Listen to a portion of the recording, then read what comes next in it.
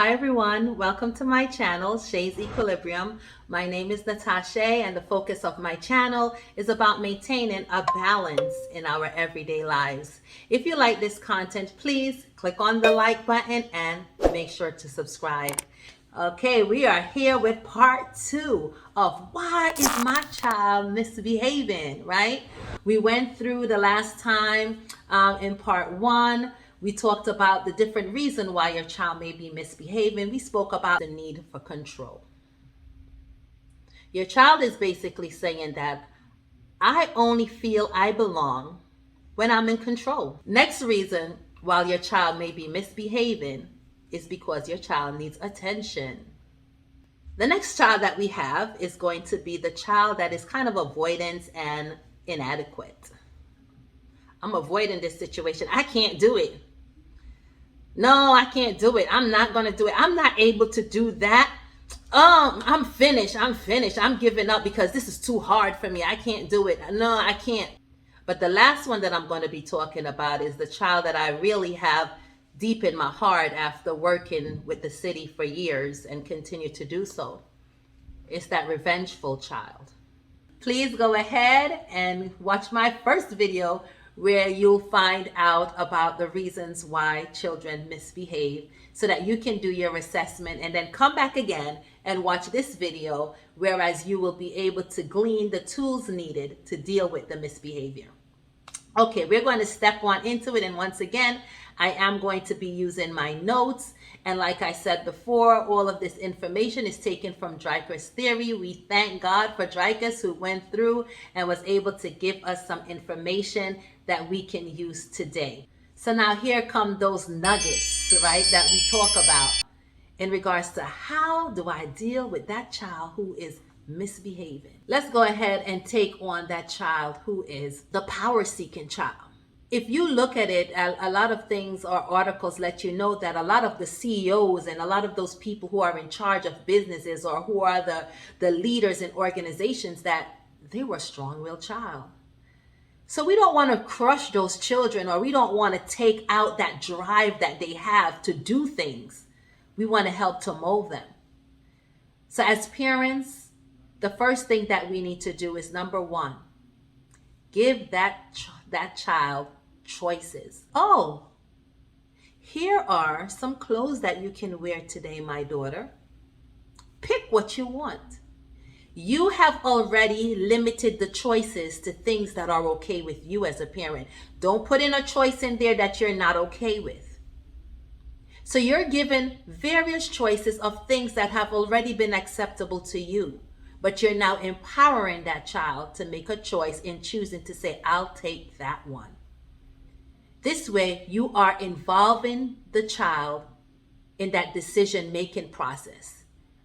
You are giving the child what the child needs to feel as if they belong, which is the control to choose, right? And we as adults, we like to know that we are involved and that our choice matters and that our choice counts too, right? And so as young children, and especially as a control-seeking child, they really need to be able to make some choices. So in all that you're doing around the house, if you have different chores you want the child to do, give them a list of chores you want them to do and tell them to pick, right? Okay, so we have some dishes to wash. These are the days that we have here for dishes. Pick a day.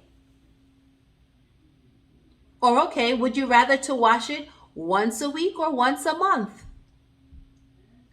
I know our house needs to be clean every single day, and sometimes we as parents, we just need to take up some of the slacks. I know we want to empower our kids at the same time, but as they're growing older, we begin to give them a little bit more and a little bit more and a little bit more to do. But while they're still young, if you have young ones and you're working out that choice, you're giving them a choice basically as to things that you have already approved of. And then let them pick from that. For that attention-seeking child saying, I need you to pay me some attention. I need attention. For that child, you're going to give that child some quality time. You're going to involve that child in some constructive skill building things, such as, how do we learn to wait, Papa? How do we learn to wait, Mama? Come, let's sit down together. We are going to play. Don't say anything till 5 minutes is up. Mommy getting some peace in the meantime, right? Mommy and daddy, this child ain't saying nothing. They think we're playing a game because I'm involving them in something fun, and I'm also spending the time with them that they need. They're getting that attention. Also, catch that child in the act of doing something good. Oh, look at you! Because that child wants attention. Applaud that child. Make it a party when you catch them just sitting nice and quiet. Today you picked up the phone and little Teddy didn't run to you. Oh, Teddy! Make it such an explosive event for that child that attention seeker gonna be like, oh, I like that. I gotta do that again tomorrow. Mommy gonna do the same thing. And after a while, with that pattern, it now becomes a behavior for that child. Now you're saying, okay, what about the times when that child just keeps on getting on my... Ignoring is also something good for a parent to learn to do. Sometimes we just have to learn to ignore that attention-seeking child. And once that child is now exhibiting the behavior that you want the child to exhibit, applaud, praise, and make it an event. We're going to celebrate. Now, we're going to take a look at that child that is saying, I can't do it. I can't do it. It's too hard for me. You want to support that child. Don't give up. You can do it. You can do it. You can do it. You can do it. You can do it. You can do it.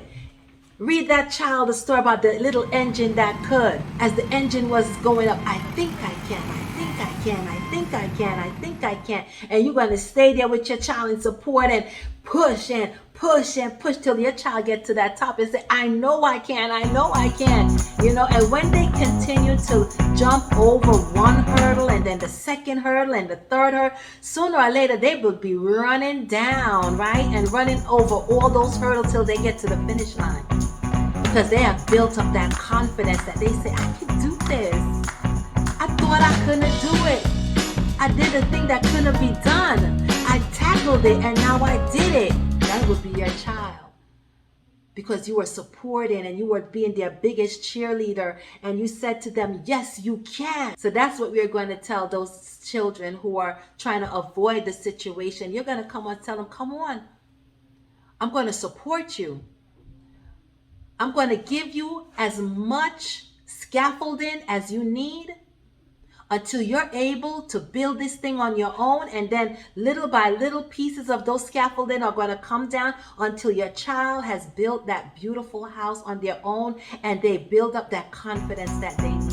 And that inadequate child is going to blossom into a child that is going to exude confidence. Parents, it's tough. It's not going to be easy. It's going to be challenging. All of these things, these nuggets that I'm giving you will take effort. It's not going to happen just overnight, but nothing does really.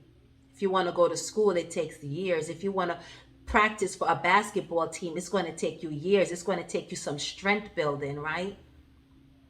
Whatever you want to do in life is going to require you to put in some effort to get it done. And likewise for parenting, it's not an easy task, but I'm telling you, it is a rewarding task when you can see a young adult, a person, a little child that was saying, I couldn't do it, and now look at themselves and they smile and say, I did it. Yes, and you can say, yes, you did. And you can do more. So be that child's best supporter, that child's best encourager. Let that child know that, yes, you can do it, you can make it. There is nothing that is going to be too hard, right? And now we're getting up to this child, which is a difficult child that we have to make sure we take care of, because this child can be detrimental to society on a whole if we don't get this child some help, right? If we don't support this child. The child that is revengeful, the child that's saying, I don't belong nowhere. I ain't connected to nobody. Nobody don't love me. What you talk about love? I don't know no love. We're going to have to find some connections for that child. We're going to have to find some reinforcement. It says it takes a village to raise a child. Village, it's time for you to rush to that family's house and help. Because that child needs to connect with somebody. That child may not connect with this one, that one may shut down for a while, but there's that one person there that child may have that resistance at first, but you can see that little softness that's there. And you got to just keep chipping away until that child finds something that they could latch onto and say, wait a minute, I belong someplace. This is where we need to come in. And parent, you're there. You may need the help. You may need to support yourself. Reach out for it. Reach out for help. Don't think that it is over. Don't think that you have to throw in the towel. Don't think that, no, there is no way that I could get up from this. You can get up from dealing with that child who may be so overwhelming, so revengeful, and so hurtful. That child is hurted and there is help. I'm letting you know there is help.